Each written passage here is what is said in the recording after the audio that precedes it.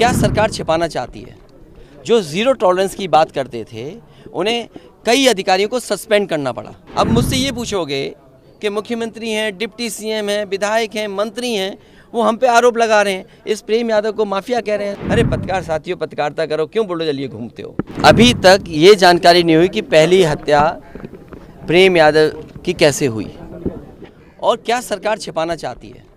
जो zero tolerance की बात करते थे उन्हें कई अधिकारियों को सस्पेंड करना पड़ा, और अगर अधिकारियों को सस्पेंड किया तो इसका मतलब ये है कि सरकार ये स्वीकार कर रही है कि अधिकारियों की नाकामी रही है, जिसके कारण इतनी बड़ी घटना हो गई। और फिर पारिवारिक चीज़ों में हम क्यों उलझें कि एक भाई ने ज़मीन बेच दी, वो भाई ज़मीन देने को तैयार है, तो ये ज़मीन का विवाद तो अलग बात है, लेकिन आखिरकार पीछे कौन है? और फिर सरकार आखिरकार क्यों इसका राजनीतिक लाभ लेना चाहती है? सरकार क्यों राजनीतिक लाभ उठाना चाहती है?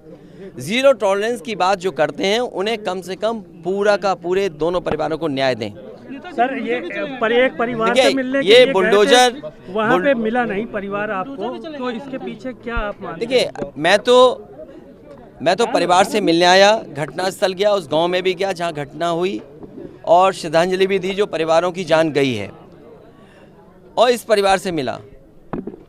हमारे अंदर समाजवादियों के जितने साथी हैं वो सब चाहते थे कि दोनों परिवारों से मिलें। अगर वो परिवार नहीं मिलना चाहता, इसके लिए मैं क्या कर सकता हूँ? अगर वो परिवार नहीं मिलना चाहता है तो हम नहीं मिले। अब मुझसे ये पूछोगे कि मुख्यमंत्री हैं, डिप्टी सीएम हैं, विधायक हैं, मंत्री हैं, वो हम पे आरोप लगा रहे हैं, इस प्रेम यादव को माफिया कह रहे हैं, ज़मीन के गुंडा अपराधी कह रहे हैं, बुलडोजर की धमकी दे रहे हैं। अरे बताओ, एक भी केस उसके पास हुआ उसके ऊपर? कोई प्रधान बनता है, जिला पंचायत सदस्य बनता है, समाज में अच्छा काम करता है, समाजवादी, बस उसका दोष इतना है कि समाजवादी पार्टी के पक्ष में और समाजवादी नीतियों का प्रचार कर रहा था। बुलडोजर संस्कृति नहीं हो सकती है लोकतंत्र में। और जो लोग बुलडोजर, अरे बुलडोजर क्या कार्रवाई करेगा? तुम और भड़काना चाहते हो? अरे ले जाओ ना, तुम मुख्यमंत्री से ले आओ ना बुलडोजर, तुम ले आओ पत्रकार भाई, तुम्हारा मन कर रहा हो। सर, यहाँ भी नोटिस चिपका दिया गया। अरे नोटिस तो ये क्या, अधिकारी क्या है? सरकार के सारे पे काम कर। इसीलिए मैंने कहा शासन प्रशासन के लिए और न्याय के लिए देवरिया कांड एक चुनौती है।